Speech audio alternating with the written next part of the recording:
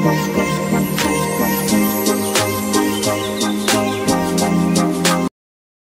sahabat Vivo, kembali lagi ke channel kita Aten Seluler. Perkenalkan, nama saya Bayu Aprianto.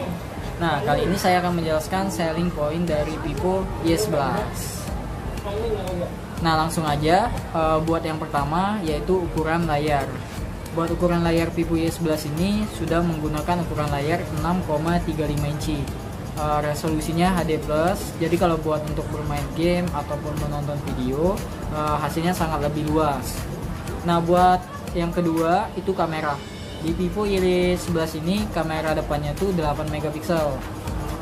Buat kamera utamanya itu 13 megapiksel, kamera bokehnya 2 megapiksel. Nah, selain dari segi ukuran layar sama kamera, Vivo Y11 ini sudah menggunakan RAM 2GB, memori internal 32GB. Terus kalau buat dari segi baterai Y11 ini sudah sangat besar, yaitu 5000 mAh. Jadi kalau buat pemakaian satu hari itu nggak perlu lagi yang namanya ngecas. Nah, ngomongin warna dari Vivo Y11 ini, dia mempunyai dua warna. Yang pertama warnanya mineral blue dan yang kedua agate red. Nah, sekian video singkat dari saya mengenai spesifikasi dari Vivo Y11. Jika Anda minat untuk membeli Vivo Y11 ini, silakan kunjungin toko kita Aten Seluler.